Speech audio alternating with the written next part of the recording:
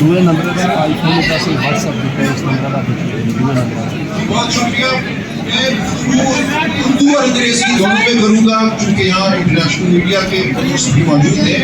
So I will speak in both Urdu and English so that everybody present here can follow what happened. So the first thing to remember while we look at the data, the evidence that we have, is that the rigging that happened with respect to this election primarily happened at the offices of the returning officers. Now that is a very serious thing. Normally one talks of rigging at polling stations where the accusation is that the rival candidates carried out the rigging. Once the votes were all being brought to the office of the returning officer, who is a state official, and once the forms, Form 45, that calculates the result at every polling station has been brought to the office of the returning officer, one expects that the final aggregate based on the results from each of the polling stations would be done fairly by the returning officer. Unfortunately, sadly, tragically, what happened between the night of the 8th and the 9th of February and during the course of the morning of the 9th of February was a massive assault on democracy in Pakistan. Fictitious Forms 47 were created, which had nothing to do with the underlying vote that had been cast on the 8th of February. The underlying Forms 45 that were delivered at the offices of the returning officers were tampered with, were discarded, and completely fictitious results were created in at least 90 National Assembly constituencies. Now this raises a very serious and troubling question for democracy going forward. What is the point in holding an election if you're going to create a result out of thin air? Why should people come and vote at all on polling day if the result is going to have nothing to do with how they voted? So now what we are facing is a permanent question mark over democracy going forward. If the state officials responsible for safeguarding the election can be won over and do what they did during the night of the 8th and the 9th and the morning of the 9th of February, then every election to be carried out in Pakistan, to be conducted in Pakistan, becomes a farce. That is why we are standing up and we are saying this farce must be reversed. If it is not, that will spell the death of democracy in Pakistan. This was not just an election fraud.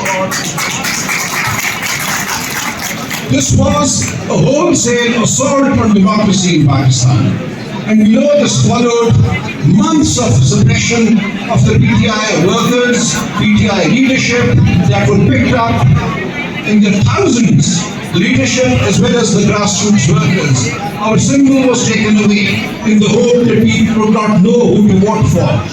This atmosphere of fear that pervaded the election campaign, every day our workers were picked up, our banners, posters, steamers were taken down by official vehicles, municipal corporation vehicles across the country. And anybody who invited us to a corner meeting had his home turned into during the dark of night. So in this atmosphere we went into the 8th of February, nevertheless determined to allow the people of Pakistan to speak. The people of Pakistan roared on the 8th of February. They roared back against the oppression that had been unleashed on them. This was a historic vote. We need to congratulate the people of Pakistan.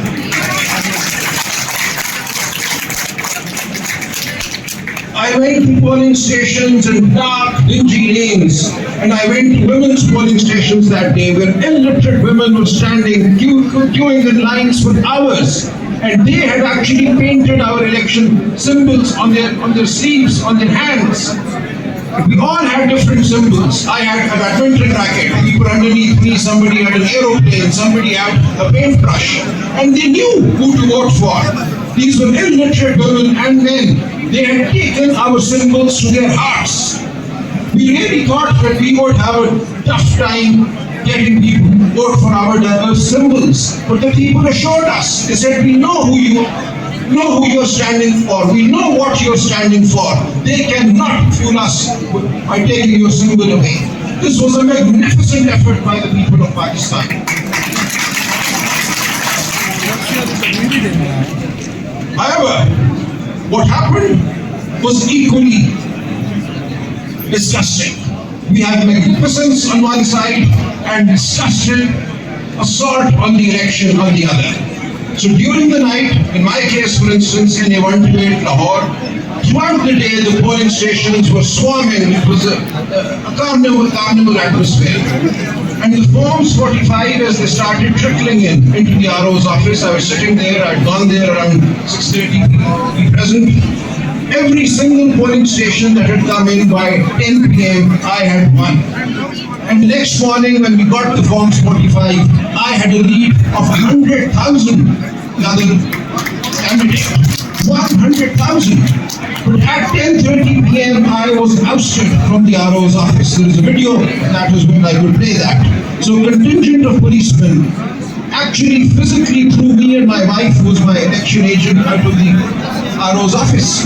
My wife stood her ground, she sat on a chair, they physically lifted the chair and they threw us out. And thereafter they created the fake Form 47 that they announced at 1 p.m. the next year, the 9th of February. Which had nothing to do. Now what they did was ridiculous. They could not really take away my vote, so they declared that I had polled 160,000 votes in Lahore in my constituency. This was a massive vote, the vote greater than any other in Lahore. But then they showed my opponent, who had not actually gone beyond 60,000, as having polled 172,000 votes.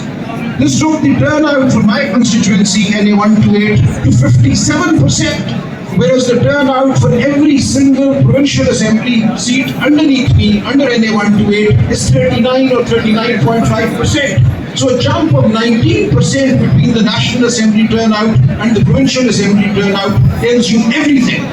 And I would urge the international media, the observers, to look for the turnout figures for the Provincial Assembly and for the National Assembly in the various constituencies where we say assault took place. And you will see this pattern repeated everywhere. This suggests that 110,000 voters entered polling booths and did not vote for the provincial candidate, but only voted for the national candidate and only the candidate opposing me. This is absolutely ridiculous. And this shows the clumsiness with which this assault was carried out. And we are taking all this to the courts, we have taken all this to the Election Commission, and we have our forms with us. Here I have the Form 45 that we filed in the Election Commission of Pakistan on the 12th of February. Now, nobody could have recreated these forms in 3 days. We filed every single form, we've done a detailed analysis, compared the results of the provincial assembly seats, and I urge all candidates to do that, do the hard work. And it is indisputable that there was an assault of the most drastic nature on the election process on the 8th and the 9th of February. Now with this, I want the international media, the international observers to take our message to the world, to say that the people of Pakistan have been denied their voice yet again. And the consequence of this is most serious for the country. Kindly see, had we been allowed our fair number of seats, the PTI clearly would have emerged as the only federal party in Pakistan. We would have had at least 14 seats in Karachi.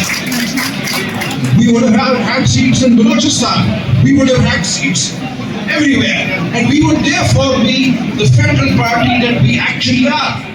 But what they've done, by the rigging that was carried out, they've turned every party into a small regional party. So what we have now is the People's Party as just a synth party. We have the PMNN, which got no more than 20 seats. With fake seats given to them, their figure has gone beyond 70. But it's clear that by fracturing the mandate of the PTI, we have done damage to the federal project in Pakistan.